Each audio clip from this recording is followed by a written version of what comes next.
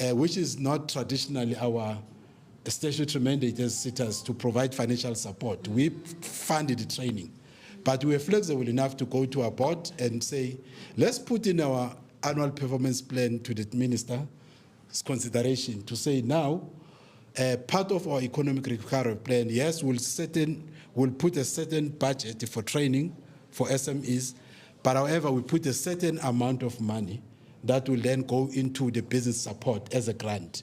Well, it's not a lot because it goes in 3 different categories of our SME development program. One, you are informal traders, as I've spoken. We support 3,000 as part of our annual performance plan each year. And our budget for each of these informal traders, it's about 8,000 rand that we invest. 3,000 of it goes to training, and then 5,000 of it goes into this business support grant, which they can use either to replenish their stock or, to professionalize their trading space, because sometimes they trade wherein it is not dignified in a way that you will also want to respect it as an SME. So that is how far we're going as a SETA. But we also establish strategic partnership, obviously, with other players that are in the space. Then the second category of our SME development is your SME, which are small macro. And the way we differentiate them in the SETA is that the informal traders, they don't necessarily have to be registered with DTCI. They can be just registered with the municipality trading there, but we need to give them the decent trading space wherein they trade after we will have trained them. So we have that particular target year in, year out of 3,000 that you must support. Then the SME, we also have a target of 3,000, but then the amount of support that we give in terms of the business grant is about 6,500. We had to benchmark it with CEDA as part of the economic recovery plan, that once we have trained them for that particular one day, however, then we then needed to provide them with that particular support. And we are already establishing a very interesting partnership with some of our big wholesalers, whom as soon as we have trained these SMEs, then those wholesalers that are onboarded with CEDA as one of our strategic partner in NYDA, then they are able then to can go and redeem the stock worth that a particular amount. It might be little, but however, it has an impact. I already extend to those entrepreneurs in the group that are in the retail space really to come closer and visit our website and see our offering. And then the last sub-program in our SME development that we're doing is your Entrepreneurship Development Program. We're very strict on that in terms of that it must be credit-bearing, as opposed to the other two wherein it's just a one-day non-credit-bearing, because they don't have a luxury of time to be away from their businesses, these informal traders, more than a day. And also these guys who are owning these tech shops and all that. But our Entrepreneurship Development Program, then that's where we still do your new venture creation, your small business owner skills program. That's why we're here, actually. That's why we're supporting you. Now, our intention is that once a formal training will have happened, which we'll fund as a SETA, those that then will complete and be certificated, we also give them the business support grant of up to 15,000 for startup stock. We know it's not sufficient, it's startup stock. As I said, it's not our primary mandate actually to give financial support. Ours is to fund the actual training. But we're also establishing very good strategic partnership as well within the PSET system. We are TVET colleges. We're seeing most of them now, building their incubation centers. Some of them, we fund them in terms of our infrastructure program as Down Arsita, because we believe that entrepreneurs, if they can also be created right at institutions of learning, in your TVET colleges and your universities, through these business schools and the incubations, we participate in those particular programs. I'm tempted to say another partnership that we have with your organization is part of our broader strategy as a SETA, therefore to say, how can we come closer to the very same people that we are mandated to support as part of SME? Well, I'm not going to be mentioning a long list of skills that we have identified through the research we have conducted, except to quote a few, which I will already share with the entrepreneurs here. One, They are soft skills. We used to call them soft skills, but they are very critical in any business.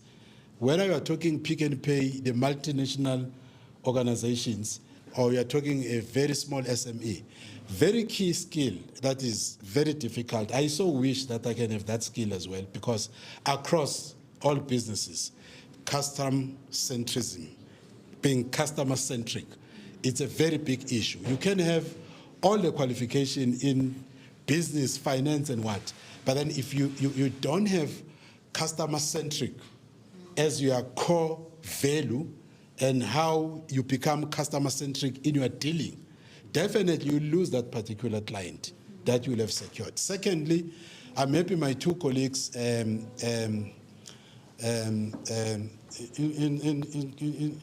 Zulu, I don't know whether must I put it in Zulu, but in Zulu to Amahubuga. So they said it that they once owned businesses, then they went down. And I'm sitting here, I'm like, ish. Now I'm also going to be forced to say why I joined the CETA in 2010 is because I started there and I ran a few other businesses as an entrepreneur. And one of the lessons that I have learned and what were my shortfalls and why I went down, it was because I really scaled at a fast pace. Because one of the businesses that I started, I actually started 3 businesses within a year. Wow. One of which was a panel building wherein with Santaco, because I used to work with them a lot, tax industry. Then we said, let's create our own panel building business for all our taxis. We're not taking them to any other panel building. Good enough, you know? Then you have this strategic partnership. They own a certain equity, I own a certain equity. But now, in terms of the overheads, because now they are spread all over the membership, now you needed the infrastructure in all other places because you anticipated that their members will bring their taxes each time they have a dent here and there. Then these guys, they decided not to bring their taxes. They have put infrastructure there. Then we went down, you know, in terms of overheads, because you still need to pay the rent, you still need to pay the people that are there. Funeral business. I used to work with Zapenduka Promotion. We did a lot of festivals in LS 2000, 2001, promoting Mafegezolo. You know, the Yizo crew, there's all us, put them there. And now I'm sitting there, I'm like, well, I'm working behind the scene to do sponsorship proposals, to fund these festivals, and we're fundraising on behalf of disabled people in South Africa. When I'm sitting with their national leadership, then we talk, but why don't we have our funeral scheme as people with disability? Because they must be buried with, you know, dignity and all these things. No, good idea. Then the organization has an equity, we start an entity there, we get some investors. Now, little did we know that in terms of the grant system, as a grant regulation through the Act of Parliament, you cannot have a debit.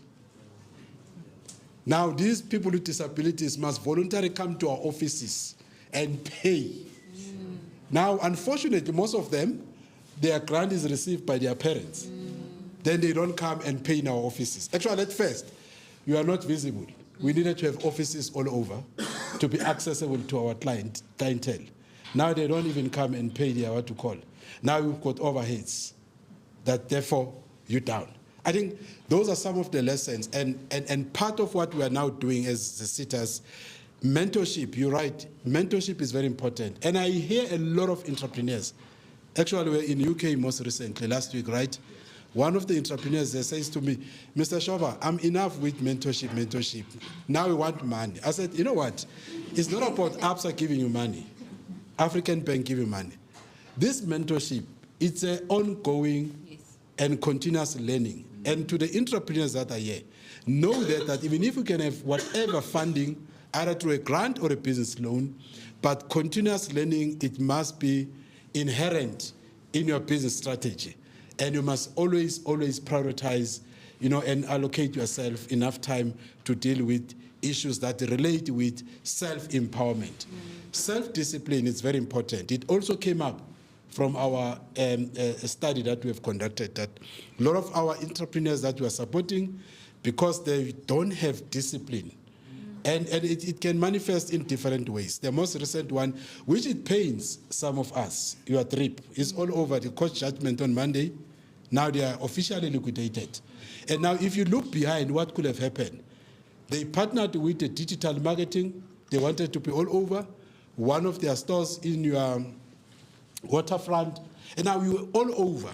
And once you scale that far, and then you don't have capability and capacity, then you're going to land into some of these problems that some of us we have experienced. I think those are the few things that also as a sitter, when we are looking from how we are now packaging our support through skills development, we already want to partner with your institutions and partner with guys that will have traveled that route.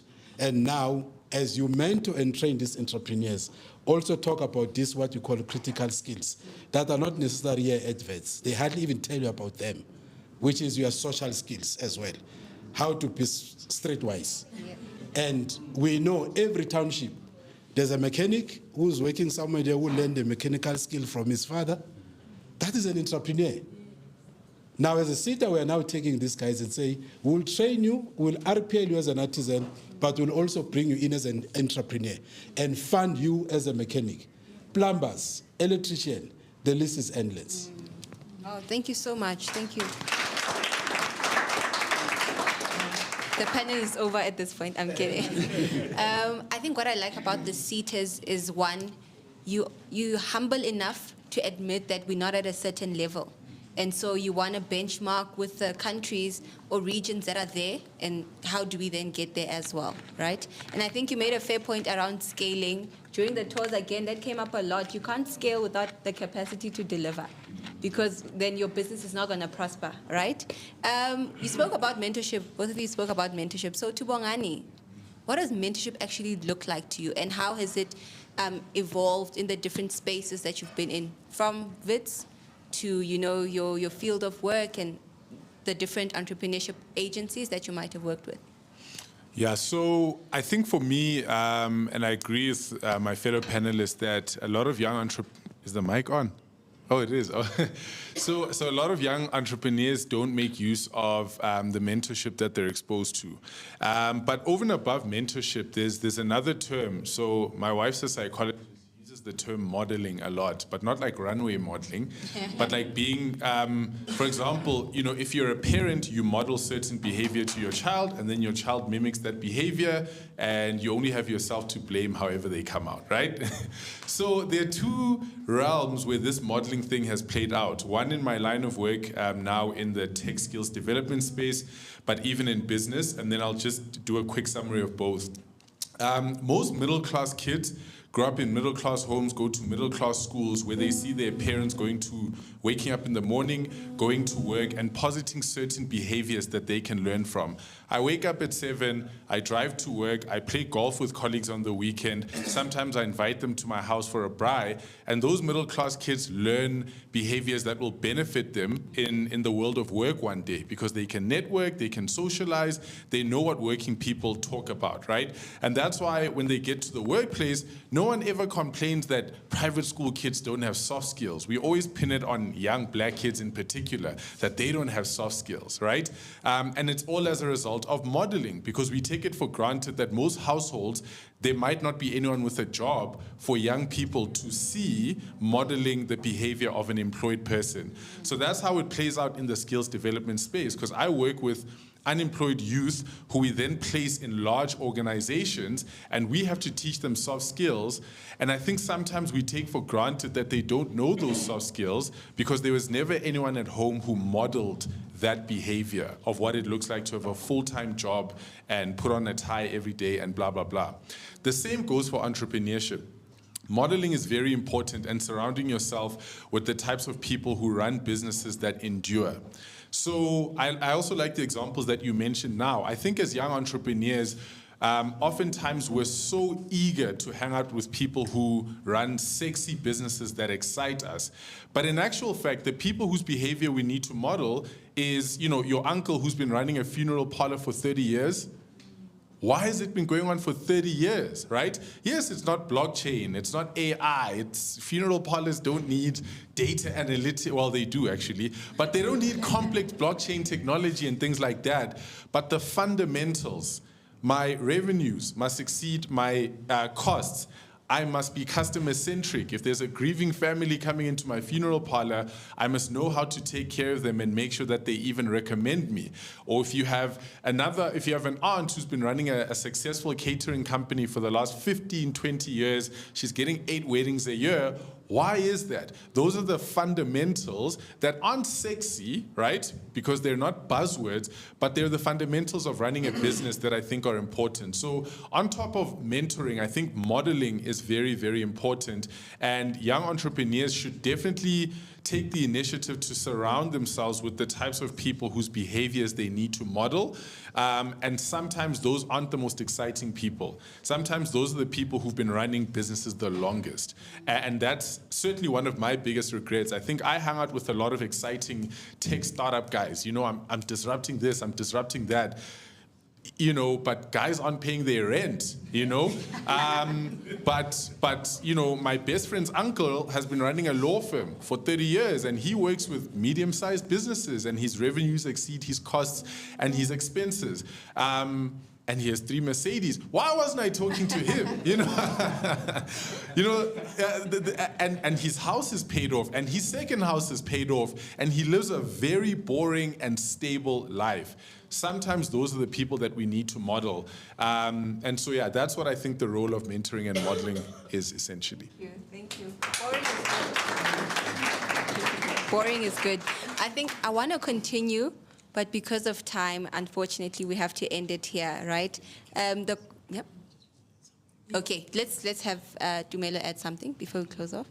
It's actually an indirect proposal that through the collaborative relationship that you have with YAEI, I think we can extend the conversation further, where we can have an added collaboration conversation with Absa Enterprise Development, where you will subject or the whoever that may be chosen by the YAEI team as potentials to be to be referred to your entrepreneurship development program, which we could get to a point where we can say, these guys, at this point, they are funding ready, they are market ready, and then we come in with our own team to do further analysis to see what other gaps exist that needs to be filled, and then as and when we close that, the next step becomes access to funding, which would also be supported by post-funding support that would speak to things like continued access to markets for those businesses that would have been given an opportunity. I just think it's a low-hanging fruit that's worth exploring. Thank you. Thank you so much. So the conversations will continue, right? It doesn't end here. So I hope everyone can, just grab someone, have a chat, find out about their story, right? Boring is good. That's the moral of the story. So thank you so much to the panel for joining me.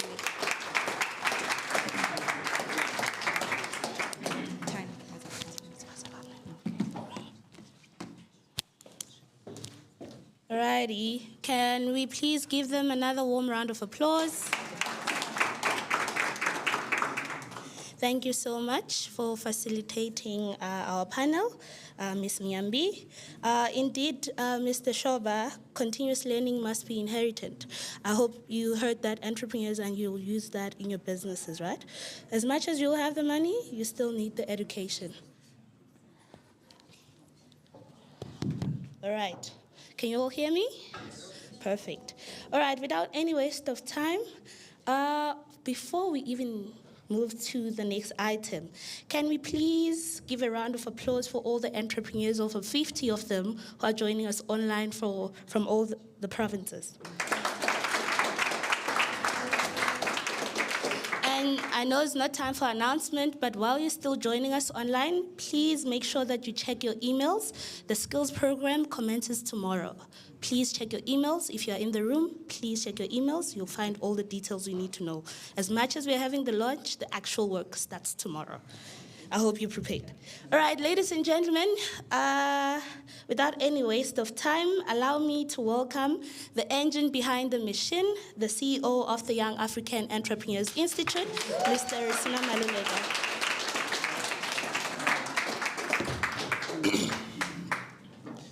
Thank you very much, Program Director, the Chief Organizer. She's the one who puts all of these things together, Ms. Chabangu. And I must say that she's doing very well. Let's give her a hand.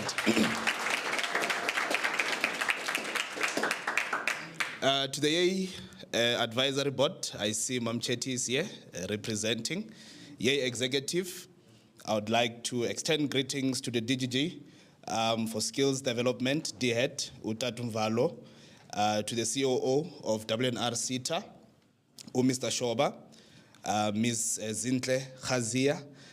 Most people get the surname wrong, all the time. So I think we need to familiarize ourselves with that, from Absa. I'm further noting in attendance Dr. Zwane and the ED colleagues that are participating in the panel discussion now.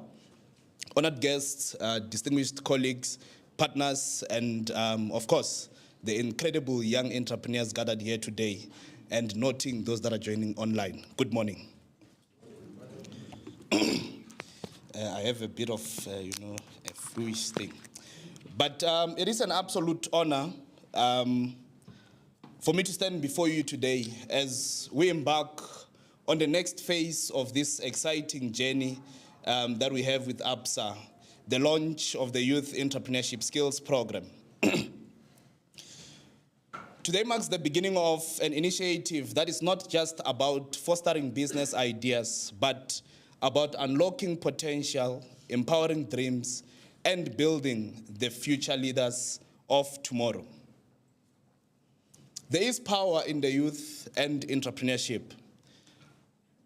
Africa's greatest asset is not in only the natural resources, nor its vast landscapes that we have, but it is its young people. Today we live in a continent, colleagues, where over 60% of the population is under the age of 25. This generation is brimming with energy, creativity, the ambition to shape a future where opportunities are within their reach. And we have seen that as we traveled across the nation with the Youth Entrepreneurship Tour. However, along this vast potential lies a critical challenge: youth unemployment. And this is something that keeps all of us up at night, including the President of the Republic. The statistics paint a stark picture. Millions of young South Africans are jobless, not because they lack the will to work, and there is that notion that they don't want to work. But I'd like to say, but it is because they lack opportunities to engage meaningfully in the economy. This is why the youth entrepreneurship is not just an option, but a necessity. I'd like to say entrepreneurship offers young people the chance to create jobs, to innovate, and to contribute directly to the growth of our economies. But entrepreneurship doesn't just happen on its own. It requires skills, knowledge, mentorship, and access to the right resources. And the panel members here demonstrated that properly in their engagement. And this is where exactly this particular program comes in. The purpose of this Youth Entrepreneurship Skills Program is more than just a training initiative. I think we had a conversation, DDG, and I'm happy that Mr. Shoba mentioned it, that there are some programs that we've had as a country, such as the New Venture Creation, which was just more about training. But some of the issues that we get to have is when you train people, the question is you train them for what? And we now need to start thinking about creating a gateway to empowerment through financial inclusion. Our mission is to equip the young people with the skills they need to turn their ideas into sustainable businesses. Sustainability is an important thing.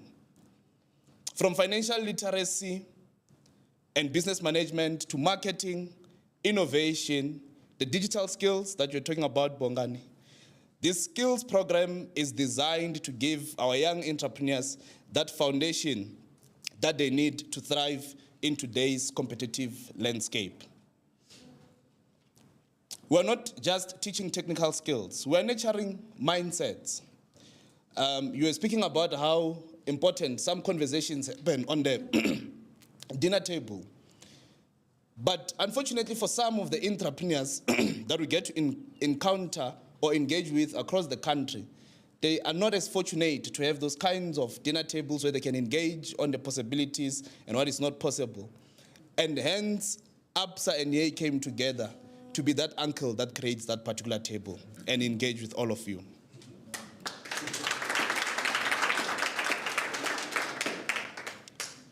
The entrepreneurial mindset is one that is creative, adaptable, and resilient. Now, as we get to engage on creating that particular entrepreneurial mindset that is adaptive and resilient, it is about seeing opportunities where others get to see challenges. And that is what most of you have done. Taking that leap of faith and identifying that opportunity and trying to create something out of it. It is about being resourceful, thinking critically, and having the courage to take risks. And some of you have already entered and you are experiencing the fire that it comes with. And some of you are yet to do that. Today's young entrepreneurs need more than just business people. They need to be innovators, leaders, and change makers. So we need to move from just people that are running businesses, but we need to start seeing how do we change the societies that we come from? How do we change the communities that we come from? The role of entrepreneurship collaboration is important and towards the support of the same. No entrepreneur succeeds alone. It takes a community to nurture and support their growth. This is why this program also aims to build networks for all of you. If it's 300 of you from all the 9 provinces, it means that you effectively have about 2 friends in each of the provinces across the country. And that is why for us it is important to connect entrepreneurs, not only just among themselves, but to connect you guys as well to mentors, industry leaders, investors, and as well peers who can guide you along the journey that you have taken. I want to extend my heartfelt gratitude to our partners, the sponsors of this particular program, and the mentors who continue to commit their time, resources, and expertise to this particular initiative. Your involvement is not just an investment in this program, but an investment into the future of our youth, our economy, and our continent at large. It is worth boasting, Ms. Zintle Khazia, that YAEI, Absa, WRCTA, higher education institutions, we were partnering with them across the country. They were the ones that were hosting us. Panda Studios and all the various partners were able to land this particular youth entrepreneurship program across all the 9 provinces. Let's give them a hand.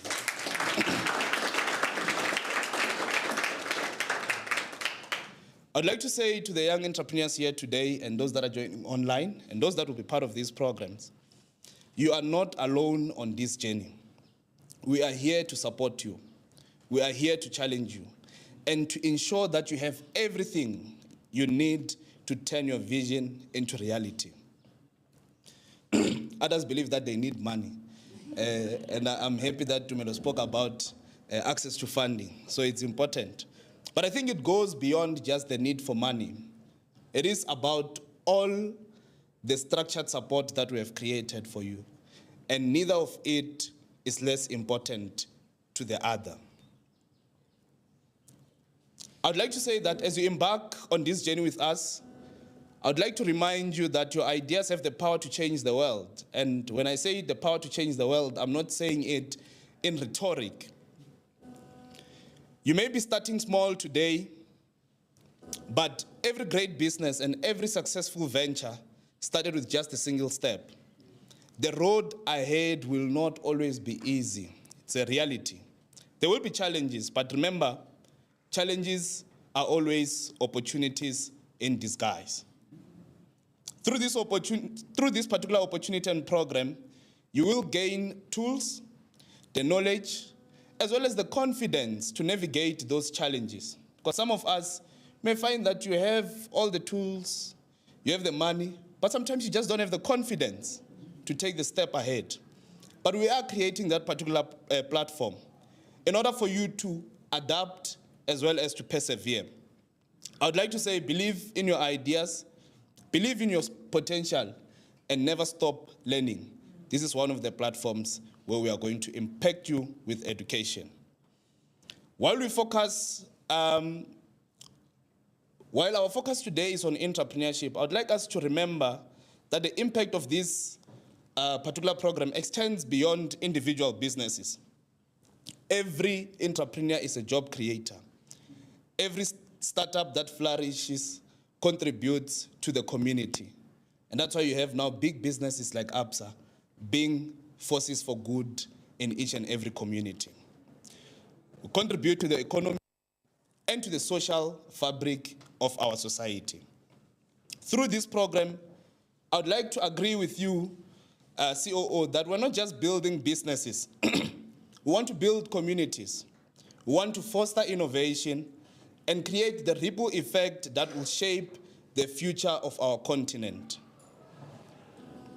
And to put things into perspective, Zintle, it is worth also again a reflection that indeed the YAEI times Absa partnership is a force for good. You mentioned it, Mr. Shoba, that last week we were in the UK. We had one of the beneficiaries of this particular program from last year's cohort who was showcasing in the UK, and we left her that side. This week she's in France. And some of her products are actually retailing in some of the select Woolworths stores. This is the demonstration that each story represented here means everything to us. Your potential is bigger than where you are today. I am not saying that will take everyone to UK, but will definitely take you to the next height.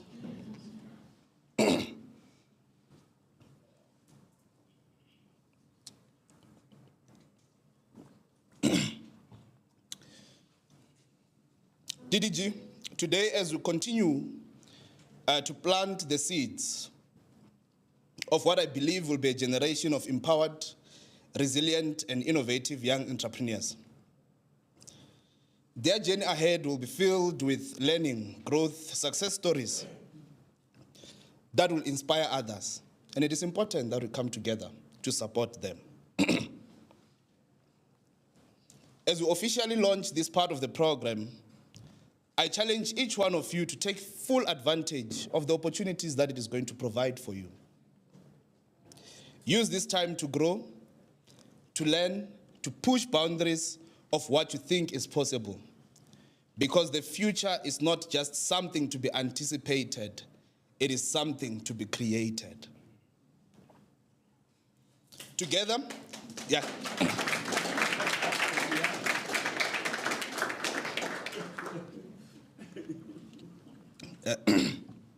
I think my mother realized that I needed water. So she created that, Together, let's create a future where youth entrepreneurship is a cornerstone of our economy, where young people lead the way with vision, innovation, and determination. I look forward to seeing the incredible impact that each one of the entrepreneurs is going to have in the months to come and years to come, and in the decades that are going to follow, even long after we are gone. Ladies and gentlemen, as I sit down, it gives me an honor and a privilege to introduce to you our next speaker, a well-seasoned technocrat representing the Minister of Higher Education today, the Deputy Director General for Skills at DHET, Utad Vukile Mvalo. Mhlekazi, over to you. Thank you very much.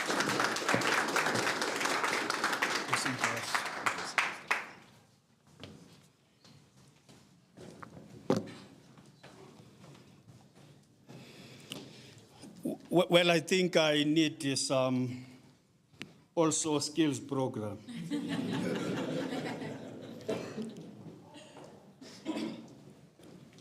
You know, you go to a university, you study many years. You miss skills programs, as you are referring to here, which are quite very critical, especially if we are going to build our economy. I hope colleagues can hear me at the back. Okay. Okay, let me start by greeting Program Director. She has been doing very well. I know it's a rare occasion to thank the Program Director, because the Program Director will drive the program from the beginning to the end, Alpha and Omega. So we must recognize the Program Director. Well, Chief Executive Officer, I know I was speaking with you about 6 o'clock this morning. Is when I was told, when I was coming from Cape Town, that I must come here. I landed around about 7:30 OR Tambo. Then when I was checking my emails, I was told I must come here. Then I started drafting notes. I recall I might have slept around about 12 o'clock midnight because I wanted to capture the moment. And I could not phone the CEO to say, what is this thing all about? But then, you know, I was told it's about entrepreneurship. I said, okay, no. I needed not to have spoken with him before I drafted my speech. Representatives from our sitters, I should think we have heard them. Our esteemed colleagues here, and with opportunities being presented as they were presenting to us. Well, we have Absa. Well, I don't think they are here to market that we must go to Absa. We have Absa in our midst as well. Advisory board members, executive directors. I must also, I recall I was phoning the regional manager of the department for Gauteng and Free State last night. Then I was saying, I've just landed from Cape Town. I must be in Pretoria, you know, in our offices. Can you please come and represent us here? Well, I know he might have been sleeping during that time. He responded early this morning to say, I'm available. It was too late. I said, no, I'm ready for the occasion. Let's be there. I met Mr. Mzobe from the office of the minister this morning. Interestingly so, we did not know that we are all coming to the same event this morning. We just met here when we were trying to navigate ourselves to the venue. My navigator could not tell me this exact location of the venue where we are. We were somewhere around here together with Mr. Mzobe. I also greet him, and I'm quite very happy that he's here, because he's the person who's going to take the message directly to the minister. And he told me that, DDG, the minister phoned me at 3 o'clock yesterday to say he must be here. And he has honored the occasion. And we're quite very happy. So that he takes this message, these messages to the minister. Distinguished guests, I know the protocol sometimes they can take 75% of your speech. Because we want to greet everybody. Up until you greet nobody. Most importantly, our VIPs, the young entrepreneurs. It's them who brought us here this morning. And it's them who will keep us busy for many weeks to come. And shall I say, colleagues, all protocols observed. No more patronages. I'm done now. Something very interesting, colleagues, because we were in Parliament yesterday and day before yesterday. I know if you watch that video of Parliament or channel 408, I think so, colleagues were watching us being grilled by the parliamentarians, in Parliament. The issue is always impact. Are we really making impact with what we are doing? That's the big discussion. Because what is important is impact. Well, we go there, we report to say, in our universities, we graduate or we enroll. The last enrollment academic year, just over 1 million, 1,077,000.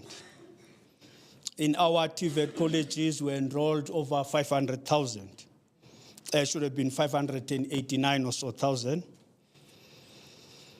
In our CET colleges, community education and training colleges, enrolling about 143,000.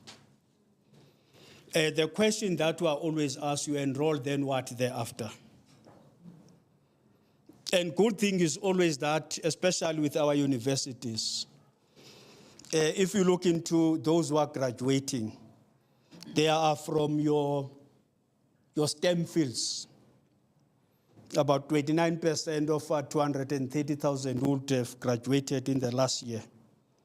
So the majority, as it were, will be from our science, engineering, and technology. We will normally refer to STEM fields. So as a department, we are quite very excited to be joining you to this very important occasion of the 2024 Youth Entrepreneurship Skills Program launch. And it's a rare occasion for us to be interacting with the great minds that we are interacting here this morning. And I must say, as a country, we fully support programs of this nature, which seek to massify skills development in our country, particularly addressing youth unemployment. You see, we've been having this challenge for many years of youth unemployment in our country. And as was stated here, is standing at 62%, 62.1%. It's just a cohort of 15 to 24 years. 62.1%. It's the latest stats. And we cannot falter the statistician general. Of the same cohort, those who are between the ages of 15 to 24, 3.6 million of them are not in employment, education, and or training. So it means we're meeting with them in our streets every day. 3.6 million. Just 15 to 24. They do not know what tomorrow will bring. And we are seated in our ivory tower speaking about them. But the number has been increasing. I know I used to say to colleagues in the department, we have a policy, we call it a white paper for post-school education and training, which was approved by the cabinet in November 2013.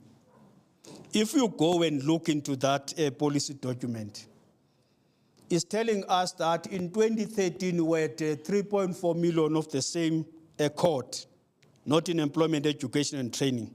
Now it's 2024, almost a decade thereafter. The number is on ascendancy path.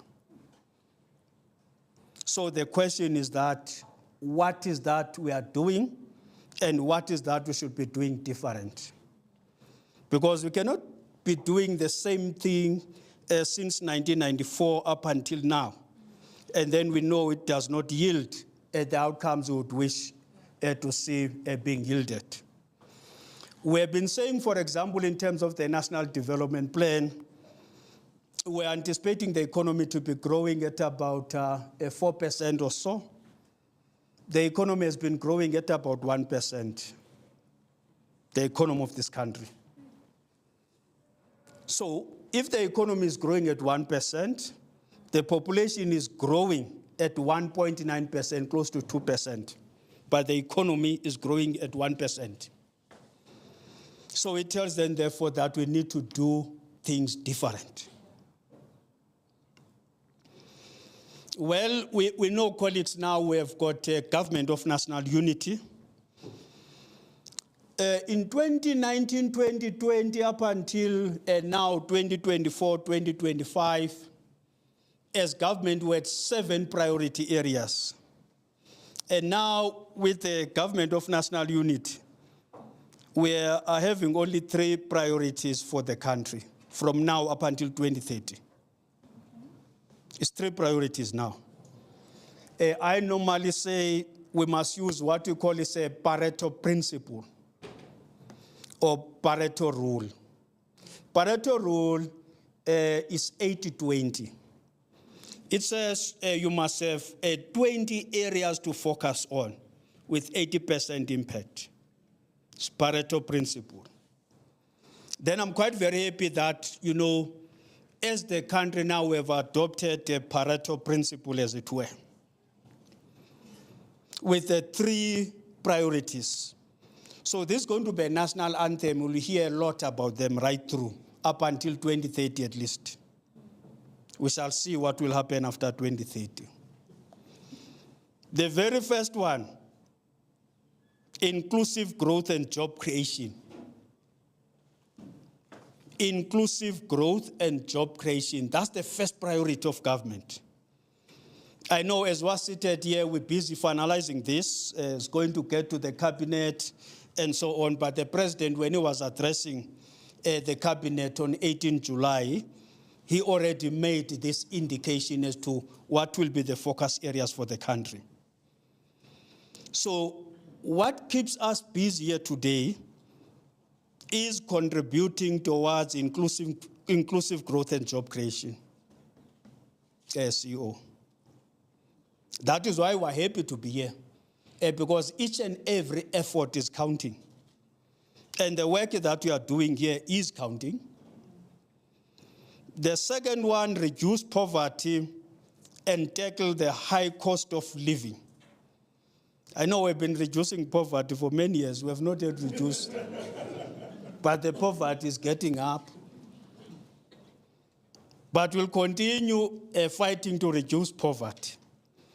You see, if you look into the National Development Plan, we targeted that by 2020, we would have reduced unemployment to 14%.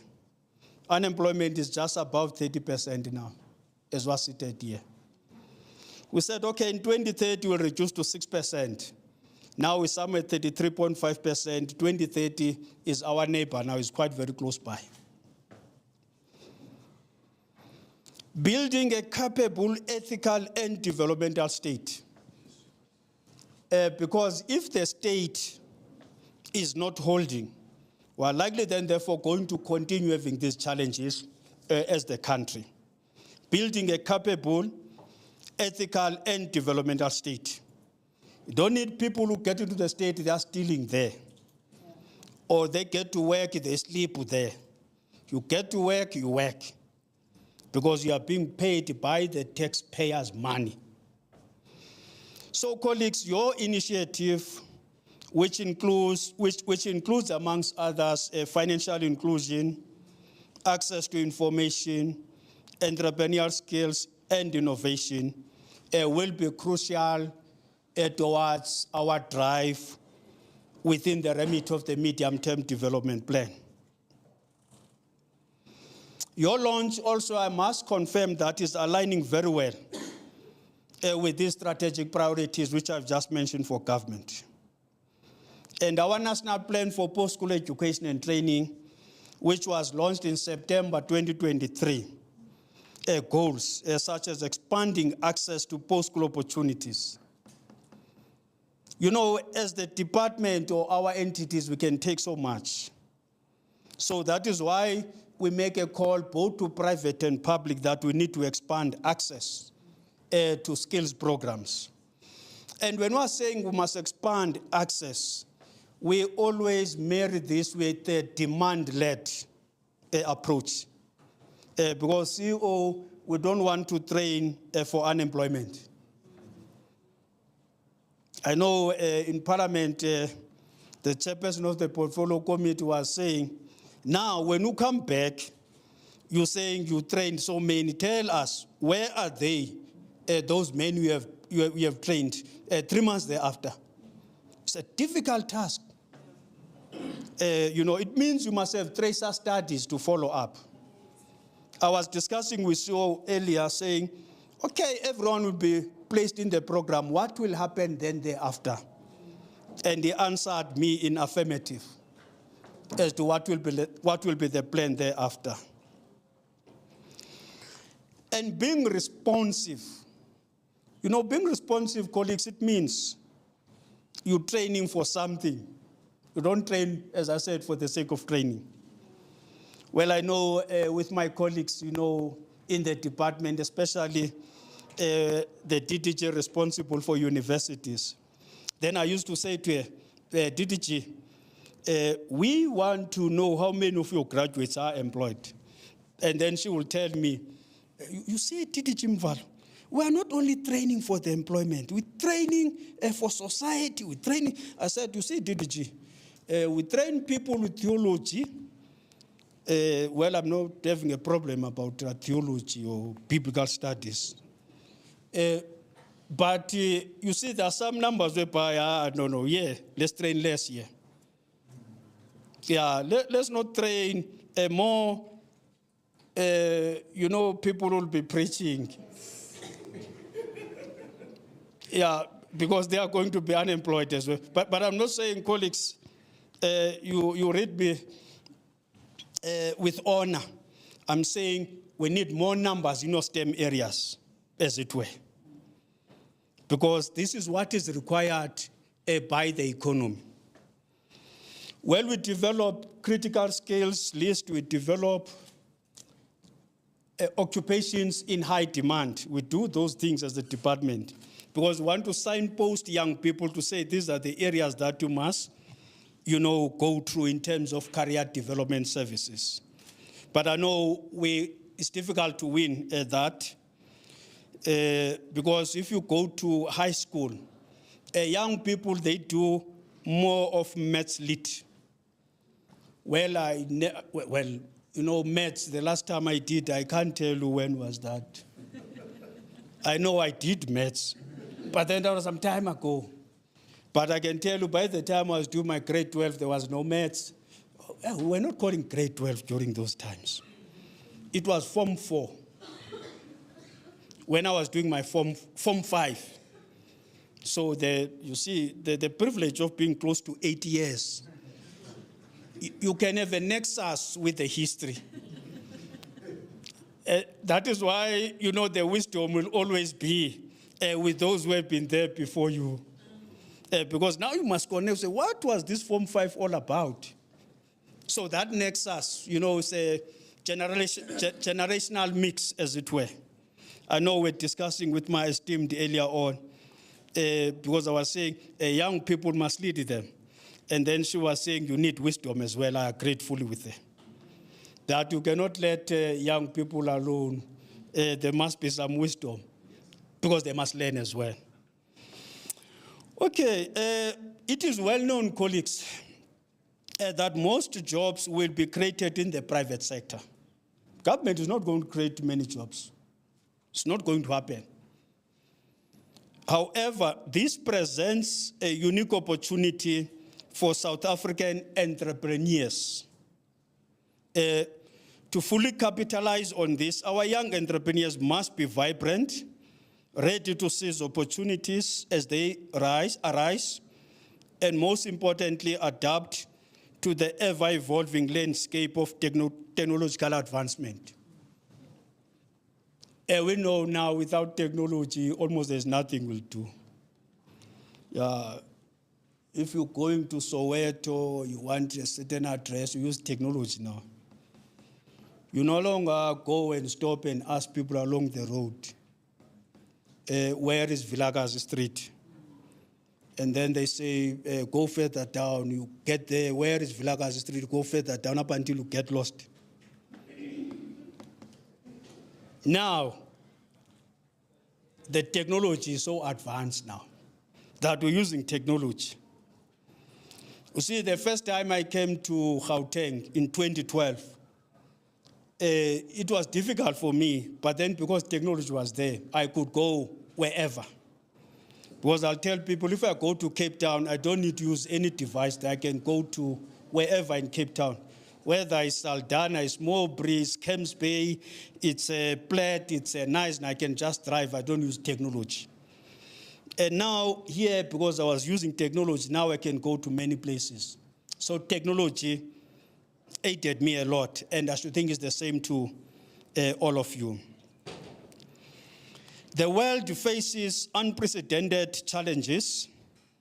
Climate change. I know all of a sudden we're all surprised with the snow in KZN. People, when they hear about snow, they will think of Switzerland and other countries. Now, KZN, we had such a huge snow, and people even were struggling to navigate themselves, even people driving in our roads, because they're not used, in snow. So climate change is here and is going to be with us, colleagues. Technological disruption and shifting global dynamics. To address this, we need innovative, resilient, and adaptable entrepreneurs like you, especially the young minds. And as the CEO was saying and all colleagues saying, skills development is the key to unlock this potential. Technology, a driving force of the fourth industrial revolution, is a double-edged sword. On the other hand, it transforms how we learn, research, and interact with knowledge. On the other hand, it presents privacy, security, and ethical challenges. We must leverage technology to enhance the learning experience, especially for young entrepreneurs. You see, colleagues, you go to a small country called Estonia. It's in Europe. I should think it's having about 1.5 million population. You'll be surprised that that country is having what you call e-residence. More than 66,000 people are doing business in Estonia. They're not staying there. It's because of technology. Because of technology. That country has adopted what we call a digital society. So, as an entrepreneur, it does not mean that you must be in Limpopo with the technology today. Or you must be in Zimbabwe or in Ethiopia. The technology allows you to be everywhere. So that is why it's very important for us to embrace and adopt technology. As I'm coming close to the end, colleagues, we must encourage everyone, especially young people, to think creatively, solve problems, and take risks. I know it was said here a lot.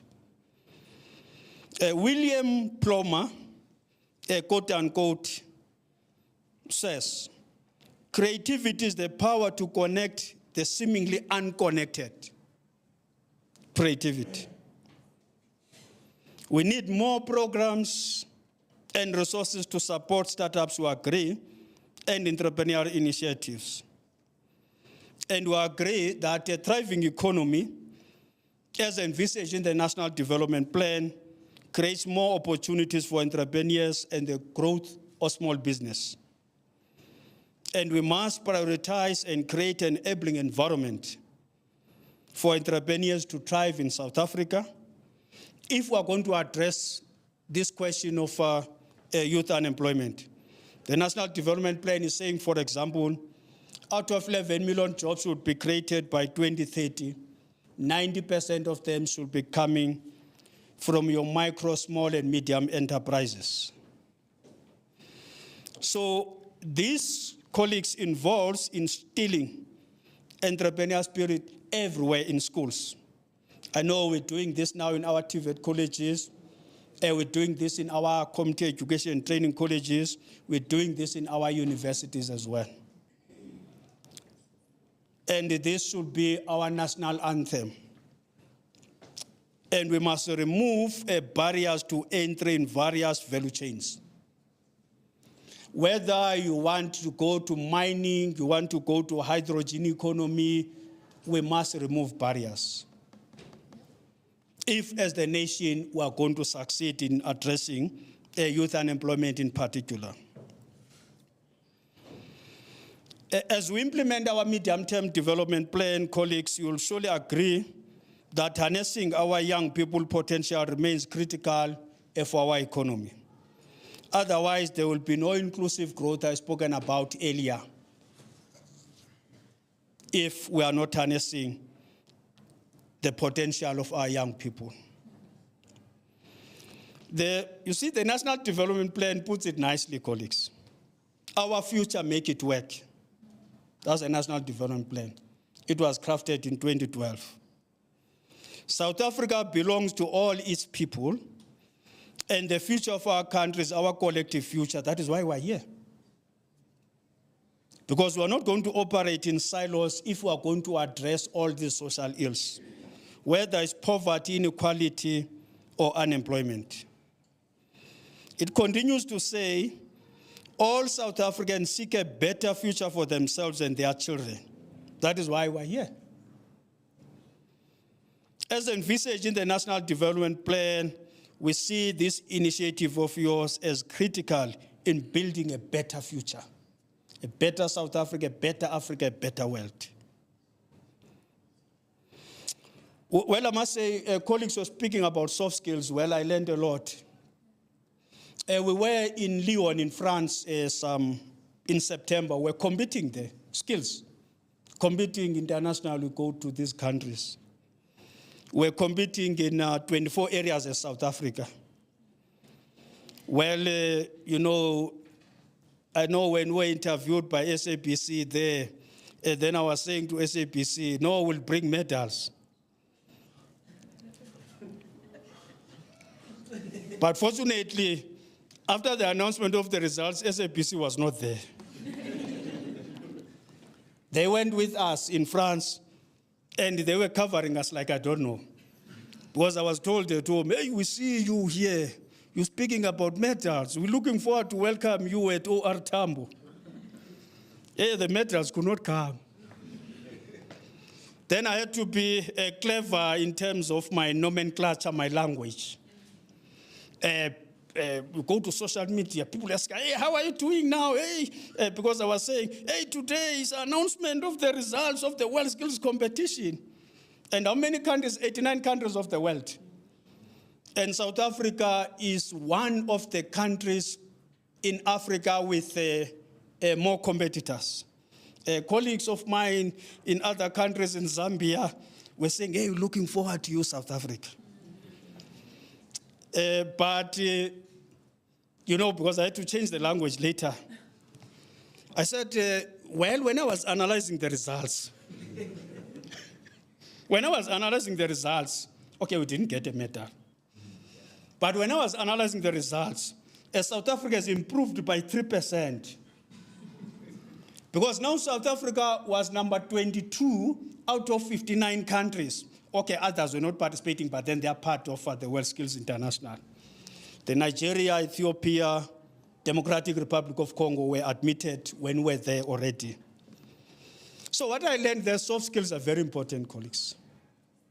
Soft skills. Because you get there. You see your Chinese, when they get there, they work in the project immediately. Ours, we get there, we have some small talk. Those guys are running. By the time you discover, they're miles away from you. And then you panic. This is what's happening. And unfortunately, you compete once because you cannot take the same team and compete in China. We're going to China in 2026. I was saying to the team, soft skills we need to emphasize, or not only technical skills. Well, I must boast about this one. When we compete in Africa, we bring more medals. In 2022, in Namibia, we brought 8, we're leading. In April next year, we are here in Zambia. I was already saying to the Zambian colleagues, we are going to bring more of those medals because we'll be taking our A team, which competed in France, to compete in Namibia. Then I said, we can take number 2s, but we'll take number 1s. Because they were saying, please, you don't bring South Africa number 2s, bring number 1s. I will bring number 1s in Zambia next year. So you must watch the space, and then we're not saying we bring medals, and then you can hold me accountable or bring medals.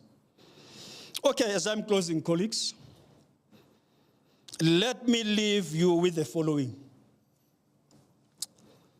It's by Richard Branson, quote unquote, your passion is the fuel that drives your entrepreneurial journey. There is nothing else a passion. Because if there is no passion, you better not get there. It's like when you go to university to start a program, you have no passion, wasting your time. So your passion is at the center, of the work, especially if you are speaking of entrepreneurial development. Eleanor Roosevelt, quote unquote, says, the future belongs to those who believe in the beauty of their dreams. Then it's you. No other persons except your good selves. Well, normally I'm always advised you must stick to the text. Because colleagues of mine, they say, once you leave the text, you can speak the whole day. Yeah, so even in Parliament, they were saying, stop now. So I tend to stick to the text. But then I must tell you this story. When you are here, okay, let's do this.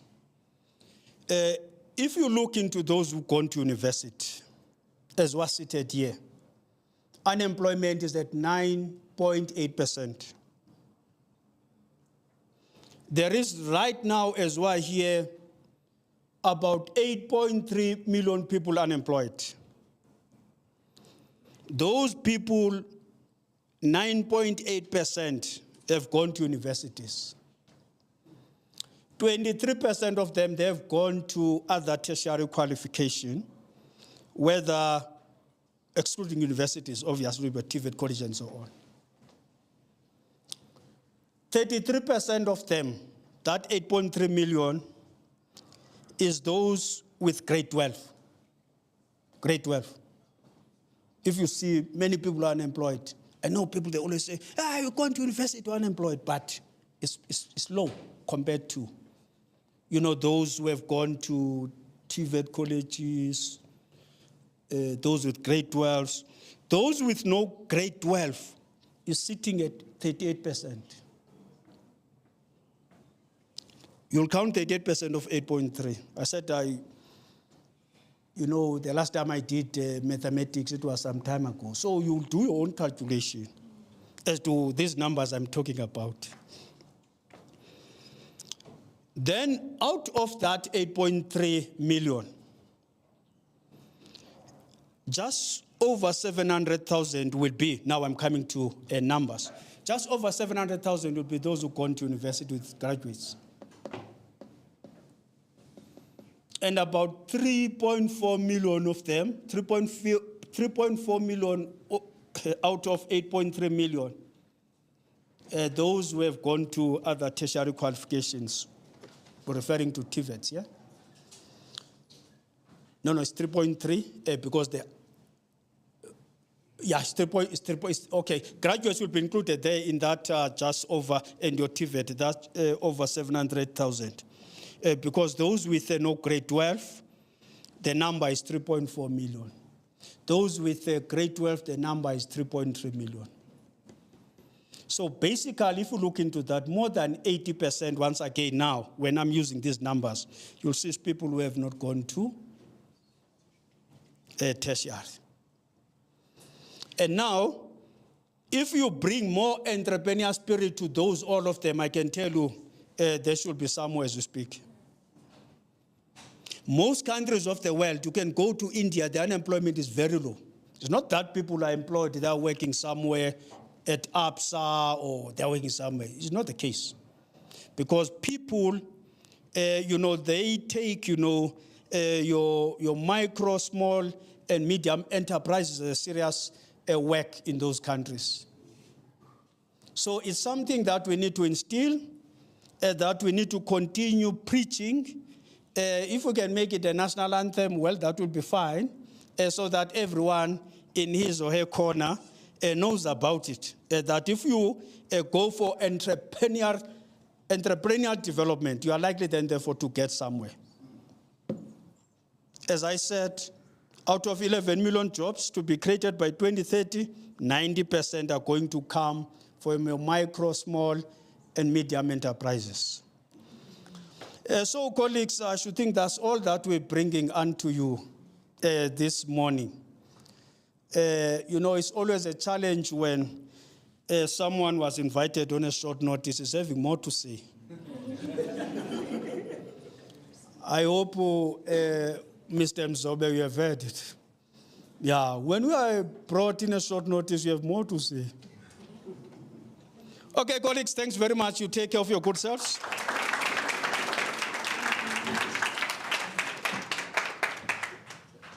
Thank you very much, DDG, for your comprehensive and very good speech. We appreciate it.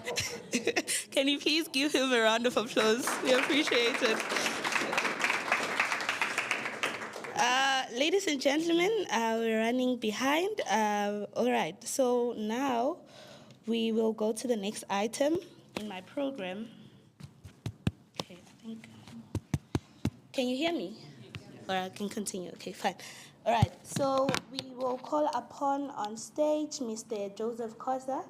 He is the founder of Street Grad.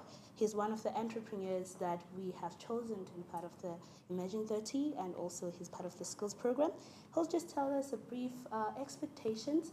It's good also to hear from the entrepreneurs themselves what their expectations are, so that by the time we're done, we know exactly if we have delivered or we still need to do more work. Can you please give him a round of applause?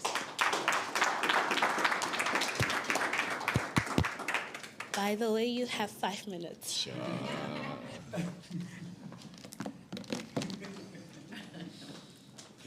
5 minutes. Is it working? Yeah. All right, cool. Morning, everyone. I'm going to try to be as brief as I can. I'd like to greet everyone from Absa, Higher Education, DDG, the CEO, everybody, including Mr. Mzobe, Linda, everyone. Not too privy to speeches and all of that. I'm going to speak about Street Grad. It's my business I've been building for 6 years. Where we started, initially I was a trainer at Hollard. I used to work just down the road. There's a Hollard building here. I was one of the top performing agents there for 6 years. They just couldn't stop paying me too much commission. I had to be a trainer. So initially in 2019, I registered my business as a trainer. I started training people that would go to different FSPs because they couldn't have the time to train those guys. So I've been training people, WRCTA, I've been in that space, facilitating, which is what I'm doing now, but with entrepreneurs. So what we've been able to achieve so far, I did a lot of work with Absa on the ground level. I've been donating shoes, I've been doing master classes, financial literacy for younger people, kids in higher education as well, which is grade 10 to grade 12. So we are focused on those groups. We understand that it's important that for us to focus on the guys that are in university, that can find jobs, post-studying and whatnot, but it's also equally important to prepare the guys that are in high school to say, post-matric, this is what you're going to come across. And that's where we come in as street graduates. I'm a street graduate. You spoke about being street smart. We formalize it in this business and we take it as important content that we have to implement in our operations. So we've been able to land a few clients. I was very fortunate to get a grant from the NYDA just early this year to procure equipment. So it has made us look like a very professional team. We've got 5 guys that I'm working with. Yeah, and I'm working with some ladies. And I'm very happy because at the end of this month, we'll be lodging our first invoice. You know, a good invoice. Yeah. Yeah. Yeah. Also, it goes to how we do business. I don't have formal arrangements in place. I usually just identify gaps. I go there. I work with an organization called Mo Afrika Itlhokomele. They are an NPC. They've been running programs and whatnot, but they're not reaching the right people. You spoke about impact. Are we having impact? The last time we were at the other venue, your fellow colleague, I forgot his manager from WNRC, I asked him a very important question, and I couldn't find joy in that, but I think it's important for us to come here today. We'll have the opportunity to do that. So impact is very important. You know, you look at what we've done. Just this week alone, I've trained 200 people virtually. And these are the guys that have always been on your NEMISA programs and whatnot, but they didn't know how these platforms work. So it speaks to, are there enough accelerators? Are there enough programs on the ground? They are, but are we utilizing them to the max? That's where we come in as small businesses to ensure that we're able to facilitate the relationship between Absa as a brand and also small businesses that do not have access to funding, to capital, and things of that nature. But also, I think YAEI plays a very critical role. I'm very excited about the upcoming program starting tomorrow. I was hoping it's going to be, you know, in person for everyone, but I'm assuming there are guys that are in other provinces that can connect virtually. I think that's going to be very important for us because in 2021, before lockdown, I was part of Black Umbrellas. I was undergoing the same program, but I couldn't finish it because of the looting. So our venue was looted and we couldn't proceed with the work. So I think this will provide me with a second opportunity to go and get the necessary skills, especially on leadership ethics and things like that. You know, we are a big business, but as to how we scale and how we protect that growth, it's equally important. It also speaks to modeling, what you spoke about. You know, we don't have mentors. I don't have a mentor, to be quite honest. But everyone I engage with, those like Linda, they would know. I would always jump in there to say, what do you think about 1, 2, 3? Can I implement this? Your casual response, it's big to me. I go back home and I try to work on that. So I'm gonna end there for now. But like I said, I'm very, very excited about this. I would like to work with everyone that is in this room, whether it's small businesses, because I'm already in that pipeline. You know, I'm taking in small businesses that I'm training. All the 100 guys, I'm going to be onboarding them on a platform with Fire Group. Fire Group is a company that is based in Madagascar, but also in PTA. They have a subscription for small businesses to advertise there. My job is to get businesses into that platform. Fire's job is to ensure that the businesses are advertised. Makes sense. Thank you so much. To enjoy the rest of your day. Thank you so much, Joseph. Another round of applause for him for keeping it at 5. Thank you so much for that. All right, ladies and gentlemen, may we please welcome the Chief Innovation Officer from the Young African Entrepreneurs Institute, Mr. Hassi. He'll be giving us the closing remarks.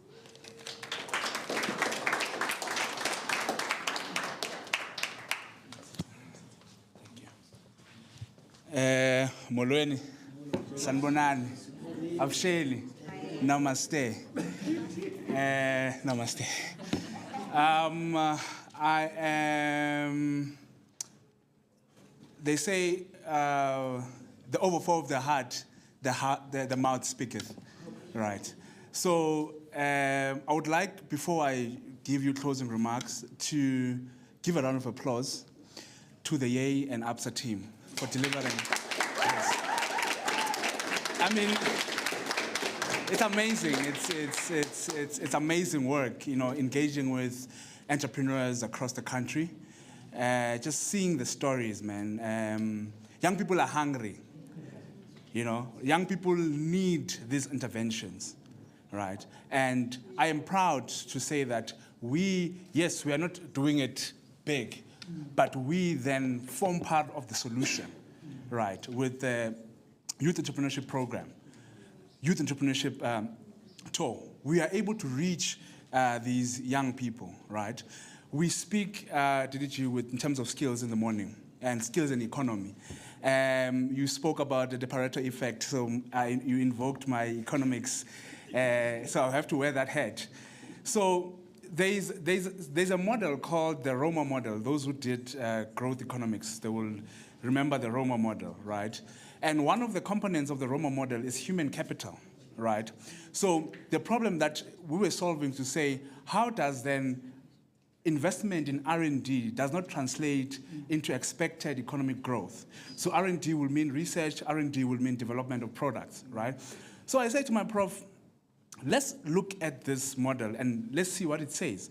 It says that human capital would mean knowledge and skills, right? So if you're not, you can invest in R&D, but if you're not investing in knowledge acquisition and skills, we can never then translate the investment into outcomes, right? That's fundamental, right? So in essence, and hence the skills program. So I'm trying to get you to the skills program to say that there is a capacitation issue within that SMEs need, right? You have an invention, yes, right? But can you translate that invention into an innovation? So there's a difference. So because innovation would mean that there's a business that surrounds that particular invention. That's why you can commercialize that particular product, right? So the main gap is skills. 90% of SMEs fail, right? And our mission at YAEI is to create what? Sustainable businesses. So in that, hence the YES program are very critical. To say that, yes, you have that invention. Yes, you are undercapacitated. We know that you're undercapacitated because you are alone. You wear different hats. You are a marketer, you are a copy, you are an executive, you are, you go to LinkedIn, you'll see those stories. But now we realize that you need help. You understand? You need that capacitation. Hence, beautiful ladies like Kensani in our department are able to assist in that capacitation to say that advisory work, or consulting solutions are here for you to know what marketing is. And this particular training is able to then bridge that gap and capacitate our young people, our young innovators, our young entrepreneurs in order for them to commercialize and build sustainable businesses. We are in a game. We are not in a game of 2 years, 3 years. But 20 years down the line, the Young African Entrepreneurs Institute should be then shaping how the ecosystem of entrepreneurship and SME development in Africa, yes, in Africa, at large is. You understand? So my remarks in closing, I just wanted to show you in terms of then the platform and what we have committed to do in order for us to make sure that we have an end-to-end process in the entrepreneurial development process.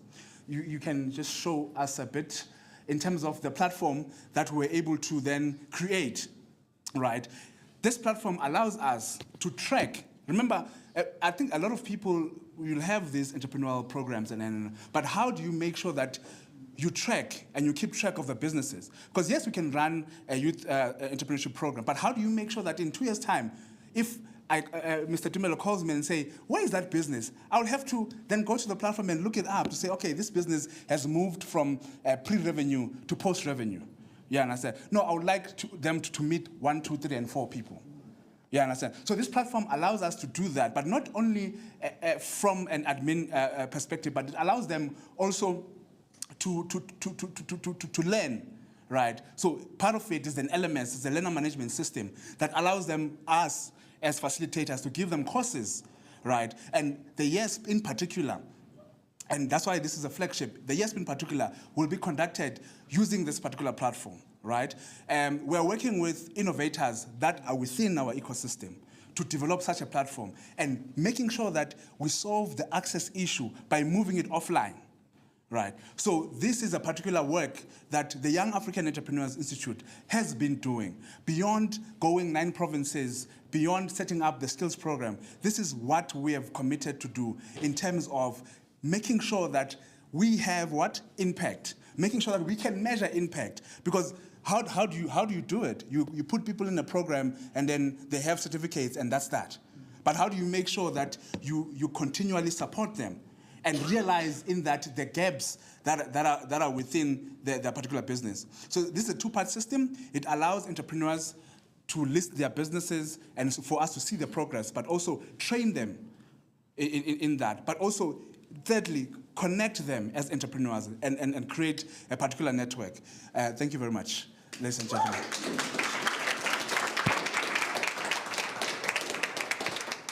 Thank you so much for taking us through the system. Ladies and gentlemen, I hope you are as impressed as I am. Apparently, Sakai, what do we call it now? Canva, Ulwazi, was found shaking.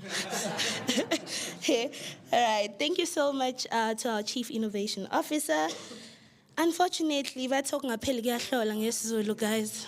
And now we've come to the end of our lunch. Thank you so much for taking your time off your schedules and making it out here. And Mom Chetsi, thank you so much. But most importantly, thank you so much to all the other entrepreneurs joining us from all other 9 provinces. Can we please also give them a round of applause? And now it's time for announcements. I'm going to start with the platform, right? Please, to all our entrepreneurs, we have selected the top 30. We've been sending you emails. Please check your emails. Secondly, there is a WhatsApp group on the email. Please make sure you click the link, you join the WhatsApp group, right? And here in Gauteng, please, I hope by the time you leave here, you have already joined your WhatsApp groups and you have already signed up on the platform. Without any further ado, ladies and gentlemen, let's network and let's get some food. Thank you so much. Enjoy the rest of your day.